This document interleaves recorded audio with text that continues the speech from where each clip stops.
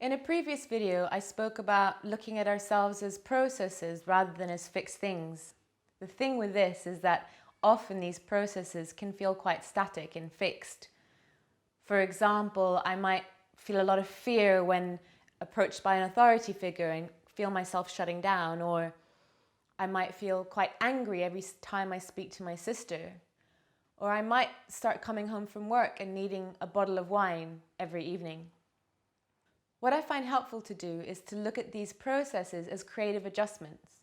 Somewhere along the line, we've creatively adjusted to the world in order to deal with things in a different and more adaptable way. So, for example, now, I'm creatively adjusting to the world. Maya's throwing pens at me and I'm bracing myself. I'm closing my eyes. I'm doing this. Let's say Maya does this for a long period of time, and for a month of my life, I'm constantly having pens thrown at me. What ends up happening is that I start creatively adjusting to the world by walking around like this, constantly on the lookout, especially if I see someone with a pen in their hand.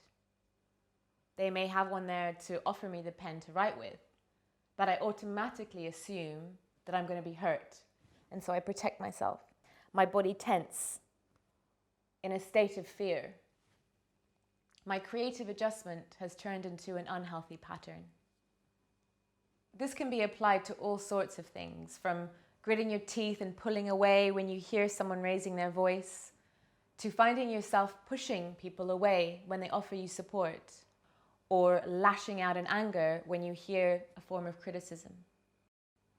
We may have experienced something quite terrifying when leaving our home, and so we creatively adjust by keeping ourselves safe and staying in. And that ends up becoming isolation, an unhealthy pattern. Another example is drinking. We may find that coming home, we need a glass of wine to unwind from a hard day's work. Suddenly it's a little bit more, and soon it's a bottle of wine every night, if not more. Our creative adjustment has turned into an unhealthy pattern. What is helpful is to look at these patterns with compassion. This is really key. So for example, when Maya threw the pens at me and I braced myself, I was helping myself by sort of closing my eyes and if she'd thrown them harder, ducking. The problem is when I start doing that all the time, it's no longer helpful. And I'm unable to be sort of spontaneously ready for the world. I'm too busy worrying, keeping myself in a place of tension and anticipating a fearful event. The way to undo these processes that have become stuck is by acknowledging them, allowing them, and then making necessary changes if needed. So if we look back at the example with the pens, at first I acknowledge what's happening. Perhaps I don't realize that I'm walking around in the world like this. So the first thing to do is to acknowledge, oh, I realize that I'm hunching my shoulders a lot, and in this case I'm clenching my fists, and there's a tightness in my stomach, frowning a lot. So the first step would be to acknowledge that these are the ways I am being in the world.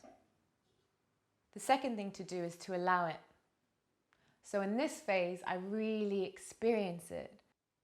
And remember, we're being compassionate, so we can be quite playful in this phase. What's it like to really hunch up and to scrunch our faces up and to feel the tension? We can play around with really exaggerating these movements and then exaggerating the opposite. So stretching out, really doing the opposite, and then hunching back in. So what does it feel like? It feels kind of hunched and cramped and my body feels tense. What emotions am I experiencing? I feel fearful. I feel a sense of dread. What thoughts are going on through my head?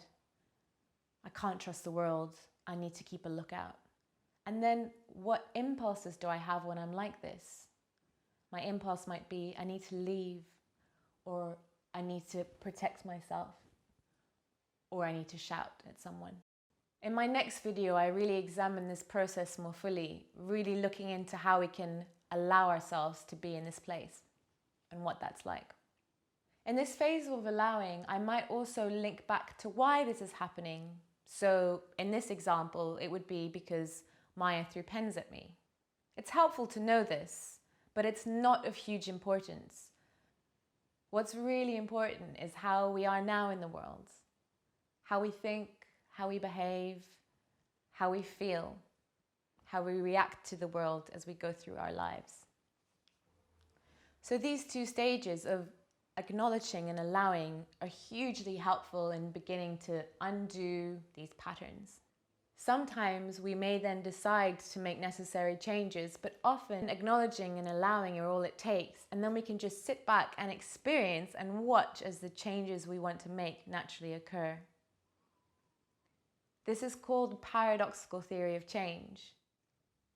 The paradox being in that just simply by staying with and resting with what's going on with us, naturally change and a kind of growth will occur. I explore this process of staying with and allowing more fully in my next video. Again, please, if you feel like leaving any comments or videos in response to this, I'd love that. I'm really looking forward to creating a dialogue around these issues.